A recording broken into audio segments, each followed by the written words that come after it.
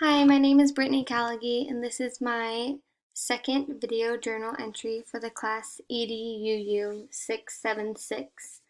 Today I'm going to be talking about which evidence-based practices I am familiar with, which ones are new to me, and which ones I'm interested in learning about more.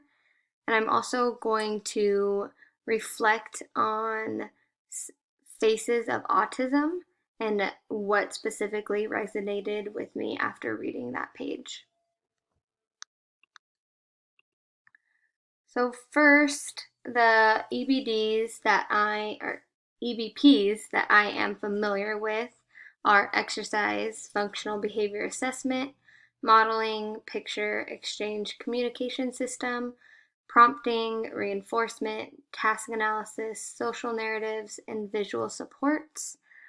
Um, I usually use Go Noodle after the students have been sitting for a good amount of time or when I can tell they are getting antsy. So exercise is used within my classroom pretty much 2 to 5 times a day. Functional behavior assessment, I was able to complete one in my previous course, EDUU 675.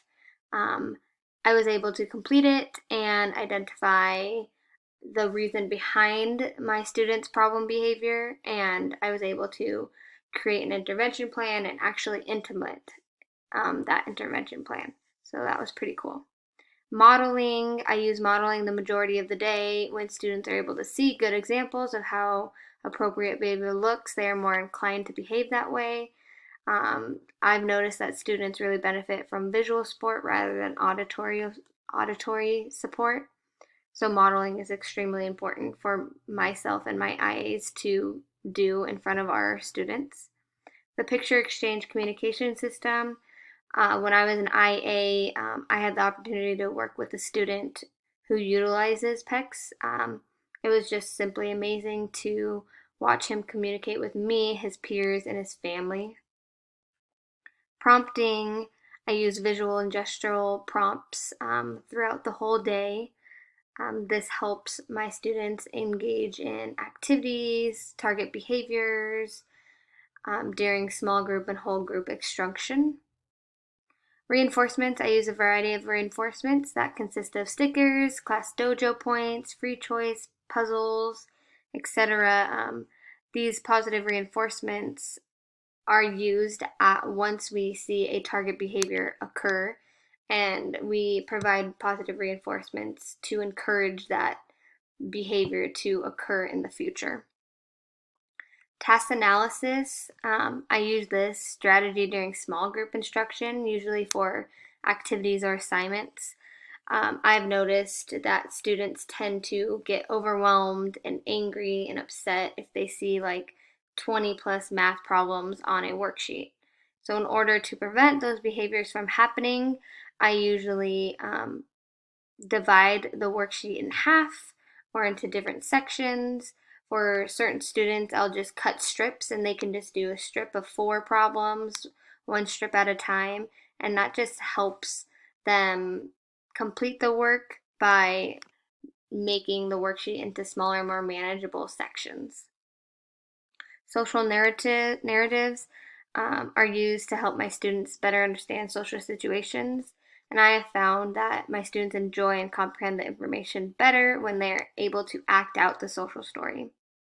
Visual supports, there are visual supports all around my classroom, from a visual daily schedule to stop signs on the door, tape on the floor to help them line up, visuals on the table showing them how to sit in their chair with quiet feet and eyes on teacher. The evidence-based practices that were new to me and that I'm interested in learning more about are naturalistic intervention. This intervention was new to me at first, but after reading about it, I feel like I have utilized it in the past without even knowing. But I would like to learn more strategies on how to effectively implement this intervention, and I would like to look up or read about research about like real life situations when they use this intervention. Functional communication training. I would like to learn more about how an educator replaces an interfering behavior that has a communication function with a more appropriate communication function. I would also like to know specific examples of behaviors that have a communication function, how to determine what those behaviors mean. And I'm also interested in learning about all the different ways to appropriately communicate. Discrete trial teaching is used to develop a new response to stimulus and is based upon the principle of breaking down behaviors into discrete steps. For me, this one is new to me, and I would like to learn more about how to specifically break down behaviors and how to correctly implement this intervention with my students. I think breaking down the behaviors is a crucial part to this intervention, so I would like to learn more about that. Cognitive behavioral intervention. For this one, it's pretty new, and I would just like to learn more about the cognitive process in order for me to effectively support and help my students. Parent implemented intervention. Although I've provided interventions for parents to use at home, I feel like interventions aren't always used consistently or correctly. So I would like to learn more about the parent training program that this intervention offers so parents can implement the intervention correctly and consistently in the home environment.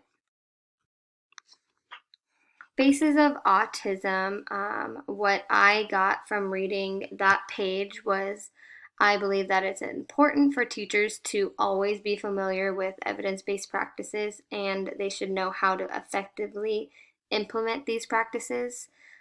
Teachers should always stay up to date on evidence practices and continue to learn about new interventions and new strategies.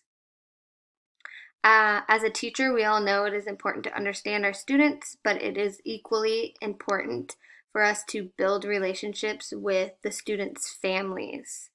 Families need to feel as though they can come to you and voice their opinion when it comes to their child.